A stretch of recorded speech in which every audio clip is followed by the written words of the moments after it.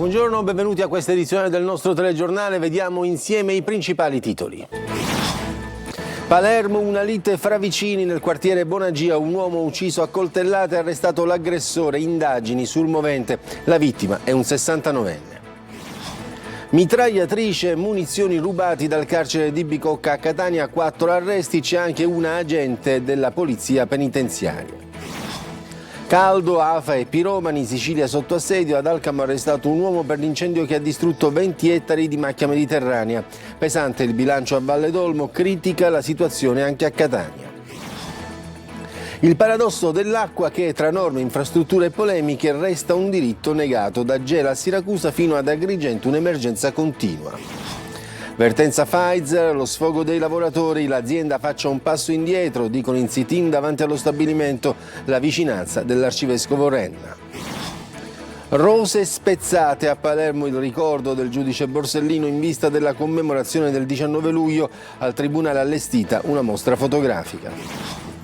Biagio Antonacci a Tindari per un'alba a suon di musica, concerto speciale domani alle 5 del mattino in uno dei teatri antichi più suggestivi del Mediterraneo. Calciomercato, a Catania prosegue il lavoro del DS Varrà per sfoltire l'organico, ufficiali le cessioni di Miceli e Frisenna, chiuso anche il rapporto con il preparatore Petralia.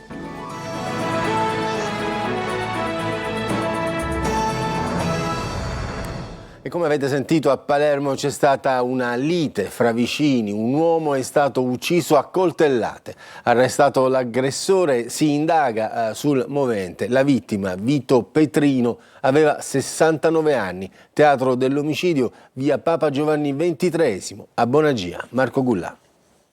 Una lite sfociata nel sangue, terminata con un uomo morto a coltellato, è successo questa mattina in uno stabile di via Papa Giovanni XXIII nel quartiere di Bonagia a Palermo. La vittima è un 69enne, Vito Petrigno, incensurato. Dopo qualche ora il presunto autore, un ragazzo di 23 anni, è stato rintracciato in via del Bassotto. I due avrebbero litigato nei pressi del sottoscala dello stabile e il giovane avrebbe colpito il pensionato con diverse coltellate. Dopo averlo colpito più volte, il giovane ha strattonato la moglie ed è fuggito via. I sanitari del 118 hanno constatato la morte ed è intervenuto il medico legale per eseguire l'ispezione sul corpo. Invece ho trovato una signora, la signora che gridava aiutami, l'hanno ammazzato. C'è la moglie praticamente del signore. Le hanno ammazzato a mio marito, aiutami. Nel frattempo gli agenti di polizia delle volanti della squadra mobile hanno iniziato le ricerche del giovane che era fuggito ed è stato trovato nell'abitazione di un amico dove aveva cercato rifugio. I figli del pensionato non si danno pace, increduli per quanto successo anche altri vicini di casa. Raccontano che questo ragazzo ha spinto la moglie a terra e lo ha coltellato senza nessun apparente motivo, sembra. Lei lo conosceva questo Vito Petrino, Certo, cioè la vittima? Certo. Che persona era? Abito proprio al piano di sotto, una persona speciale, una persona unica, veramente. C'è anche una poliziotta penitenziaria tra gli arrestati a Catania per il furto di una mitragliatrice e munizioni dal carcere di Bicocca. Nel furto era coinvolto anche un detenuto, Giusy Lazzana. Una mitragliatrice rubata e la poliziotta penitenziaria arrestata. Accade anche questo nel carcere di Bicocca a Catania. L'anno scorso sparisce una pistola M12 con le munizioni. Le indagini si concentrano subito sull'agente penitenziaria che per ultima aveva utilizzato l'arma. Lei, pensando di farla franca, si era impegnata a dare una mano nelle indagini, millantando anche conoscenze in ambienti criminali.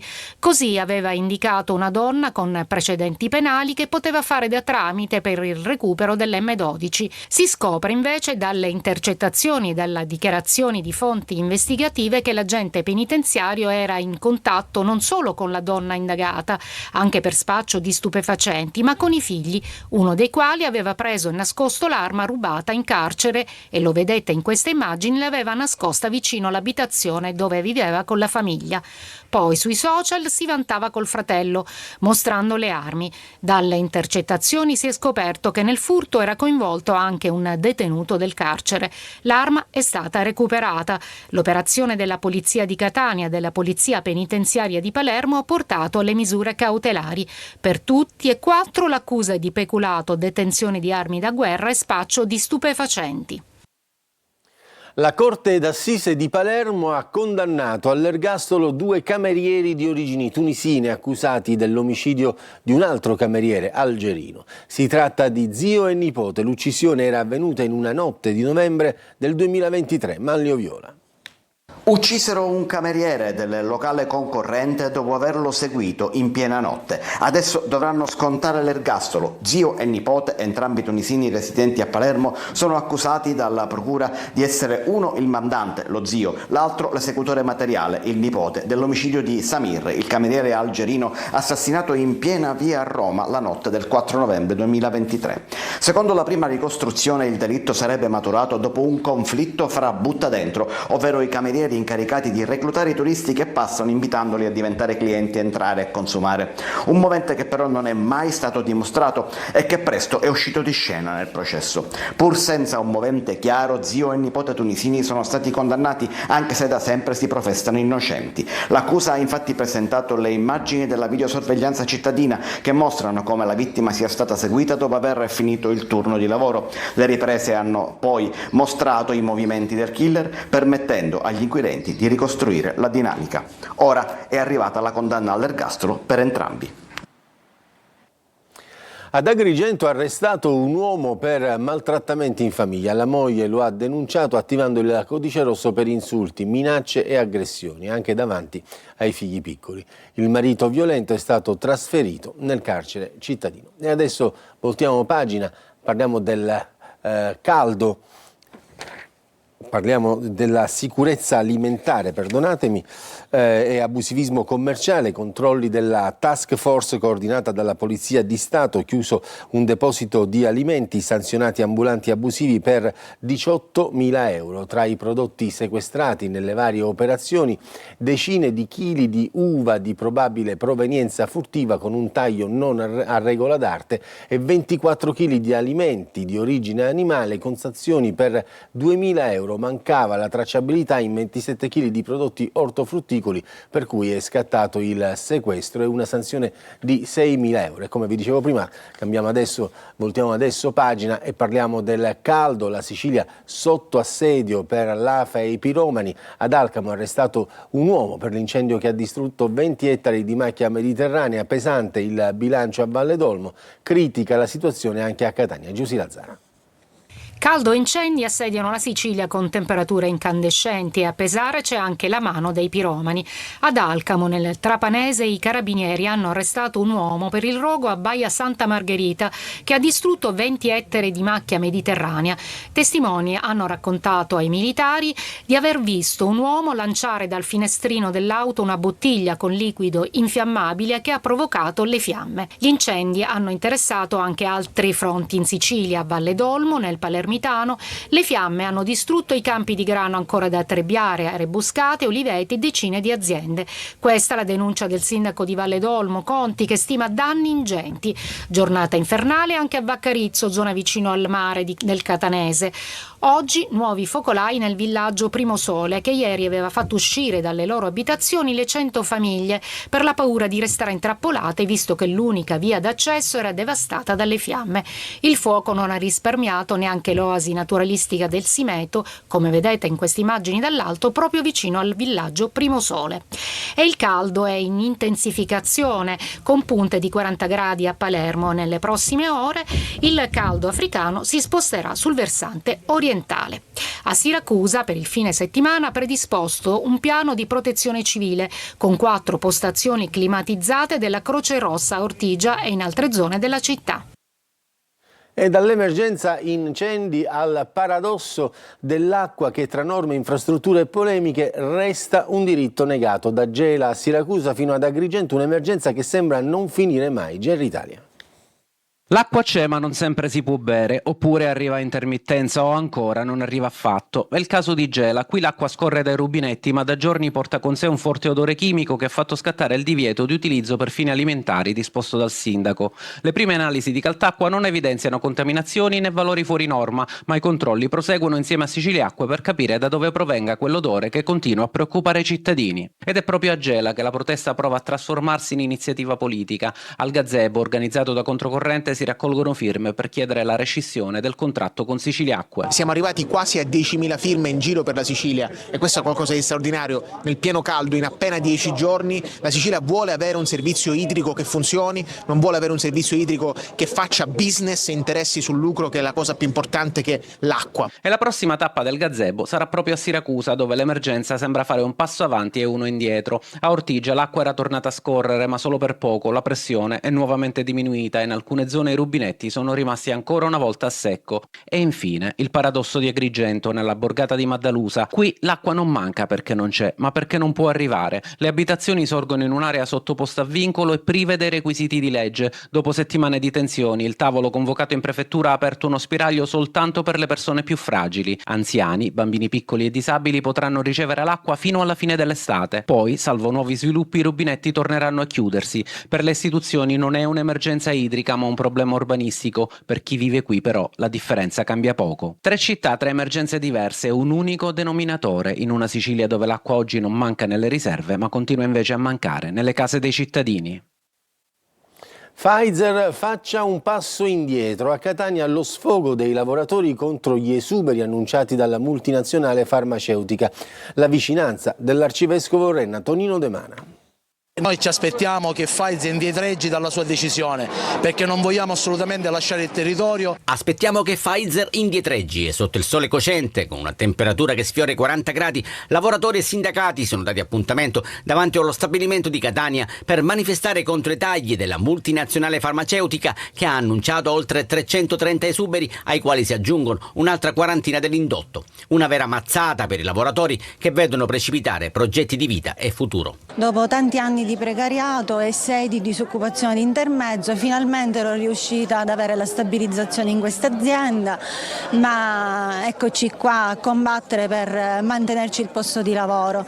Con una famiglia alle spalle, 2 figlie da crescere, il mutuo da pagare. Gazebo, ombrelli, ventagli e bottigliette d'acqua sono fedeli alleati. In questo scenario però anche il caldo passa in secondo piano. Un'azienda ambigua che a parole dice di voler restare qui a Catania perché nei fatti sta smantellando pezzo dopo pezzo tutta l'azienda. Vicinanza ai lavoratori è stata espressa da Monsignor Luigi Renna, che ha scritto una lunga lettera aperta. A fare da portavoce e sintetizzarla ci ha pensato Don Alfio Carbonaro. Invita l'azienda a riflettere su quelle che sono le motivazioni che la portano ad avere questo atteggiamento nei confronti dei lavoratori, della città, perché si guardi a quello che è lo sviluppo del territorio, a quello che ha dato l'azienda nel passato e quello che può dare ancora nel futuro. Il 22 luglio l'avvertenza approda a Roma al Ministero del Made in Italy. E il vice ministro Cirielli a Catania ribadisce l'impegno del governo Meloni a sostegno dei lavoratori nell'avvertenza Pfizer. L'azienda ha fatto i soldi con il Covid e adesso vuole scappare dalla Sicilia, ha detto. Sentiamo Luca Ciliberti. Il vice ministro degli esteri Edmondo Cirielli ha incontrato in municipio a Catania il sindaco Enrico Trantino, una rappresentanza dei parlamentari etnei, per illustrare il contenuto delle azioni avanzate dal governo nazionale a sostegno dello sviluppo delle regioni del sud Italia, della Sicilia e dell'area metropolitana di Catania. Inevitabilmente è stata occasione per parlare delle vertenze aperte in città. Mentre noi parliamo, alla zona industriale stanno manifestando per la vertenza Pfizer, una grossa multinazionale della farmaceutica che sembra voglia abbandonare Catania. Certo. Si è preso i soldi grazie al governo Conte, la Pfizer, e adesso se ne scappa. Io credo che bisognerebbe fare questa domanda: cosa intende fare Conte e l'Ashline, in virtù anche dei loro rapporti con la Pfizer, per farli rimanere in Italia. Noi mettiamo a disposizione gli strumenti che abbiamo messo a disposizione per tutti, ma evidentemente sono venuti con un investimento facile, forte dei fondi legati al Covid, e oggi si fanno i conti con cambiali firmate da altri. Senti dire qualcosa a questi lavoratori? Beh, ovviamente gli siamo vicini e il ministro Urso si sta dando da fare, e noi con tutti i mezzi legali che abbiamo contrasteremo questa azione della Pfizer, ma c'è sicuramente un impegno complessivo da parte del governo, del Ministero delle Imprese e del Ministero del Lavoro per stare vicino ai lavoratori, soprattutto quelli che sono in difficoltà temporanea nel conservare il posto di lavoro.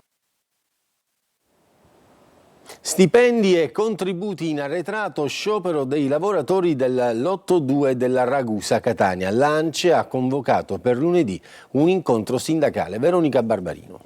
È la triste storia della nostra terra, dove ci sono lavori pubblici, dove ci sono lavoratori edili, ci sono problemi, aziende che vanno a scaricare i propri problemi sui lavoratori. Sciopero dei lavoratori nei cantieri dell'azienda Zaccaria che interessano il Lotto 2 della Ragusana, tra Gran Michele, Scordia, Belpasso, Via Grande e Piano Tavola.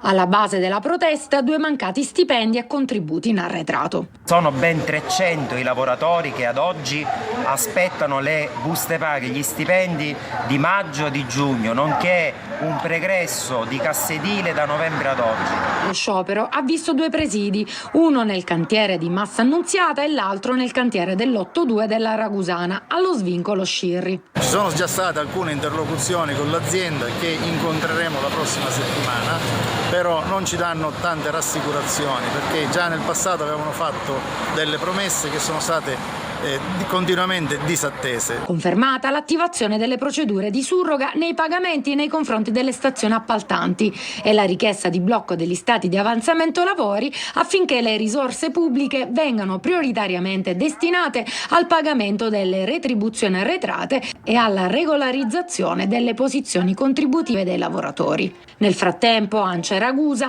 ha convocato per lunedì un incontro sindacale richiesto dall'impresa Edilzeta SPA per sottoscrivere un verbale utile alla risoluzione immediata della vertenza in corso. A Palermo vendevano agli ospedali dispositivi medici non certificati. Indagine della Guardia di Finanza per truffa aggravata, sequestrati oltre 200 articoli privi delle attestazioni di conformità e di sicurezza per la salute, tra cui siringhe, sistemi di raccolta delle urine, strumenti per il monitoraggio della pressione, apparati tubolari e deflussori. Sotto inchiesta una società di Caltanissetta.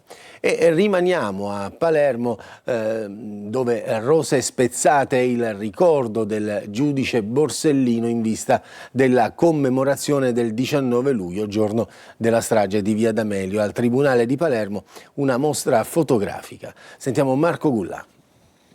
Mostre, convegni, incontri in vista del 19 luglio, giorno della strage di Via D'Amelio. Questa mattina al Tribunale di Palermo è inaugurata la mostra Rose Spezzate, che fa rivivere una fase importante della nostra storia, quella in cui la reazione della magistratura e dell'intera società alla strategia del terrorismo mafioso ha determinato una svolta irreversibile nella coscienza civile del popolo. Quella di oggi non è una semplice commemorazione, è una rievocazione umana, non soltanto storica, è una ricerca della verità che, come abbiamo ascoltato da tutti gli autorevoli interventi, è un dovere che oggi appartiene non solo alla magistratura e agli inquirenti, ma appartiene alla società civile nel suo complesso. La commemorazione della strage di Via D'Amelio porterà a Palermo anche i big della politica, da Elly Schlein a Giuseppe Conte e poi Arianna Meloni per il centrodestra.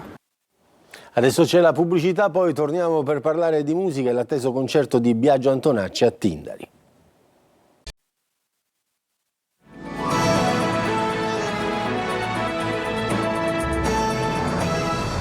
Parliamo di spettacolo, l'alba a Tindari attraverso la voce e la musica di Biagio Antonacci, concerto speciale domani alle 5 del mattino in uno dei teatri antichi più suggestivi del Mediterraneo. Sentiamo Desiree Ferrito. Passeggio dentro il mondo. C'è un luogo dove la musica incontra il mare, il sole e la storia, ed è proprio lì, nel Teatro Greco di Tindari, che Biagio Antonacci ha deciso di regalare ai suoi fan un'emozione in più. E se è vero, batti un colpo, amore mio. Dopo le 10 date siciliane, già tutte sold out, il cantautore ha annunciato un 11° concerto speciale.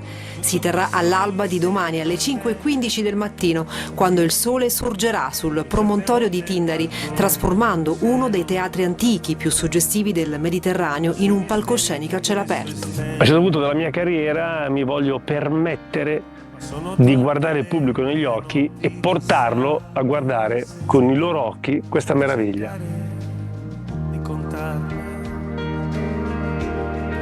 se è vero che Un evento unico, battezzato Vivere l'Alba Insieme, nato dal desiderio di restituire l'affetto ricevuto dalla Sicilia in queste settimane. Un legame che il pubblico ha potuto seguire anche attraverso i suoi social, dove il cantautore si è mostrato sempre più immerso nella vita dell'isola. E conoscere veramente chi lavora in questi spazi e il popolo che occupa questi spazi, la mentalità, la cucina, la simpatia, l'accoglienza. se io fossi stato un po' meno distante, un po' meno orgoglioso, un po' meno che se lei Con un abbraccio musicale destinato a rimanere nella memoria del pubblico. un po' meno fammi sentire se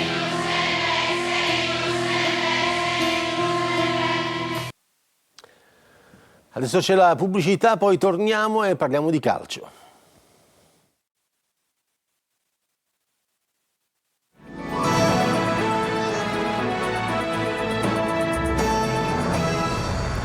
Parliamo di calcio, Serie C, il Catania è impegnato su 2 fronti, si lavora in sede agli ordini di Longo, mentre il DS Varrà è indaffarato a sfoltire l'organico, ufficiali le cessioni di Miceli e Frisenna. Tonino De Mana.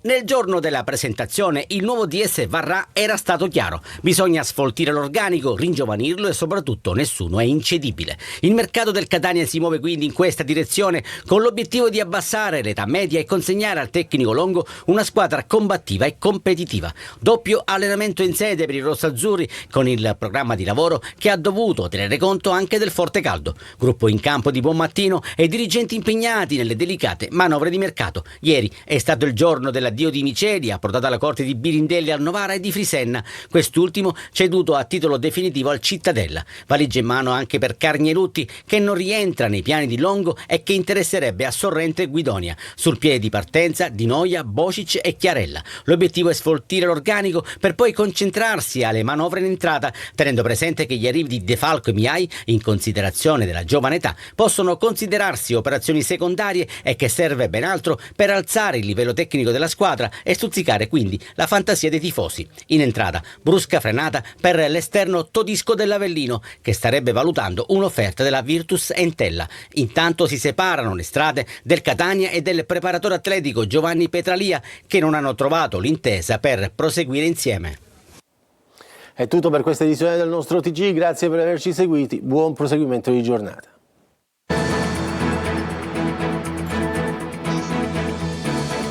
Entra nel mondo dell'informazione con l'app Sicilia Web. Resta sempre aggiornato con le news e le live in diretta.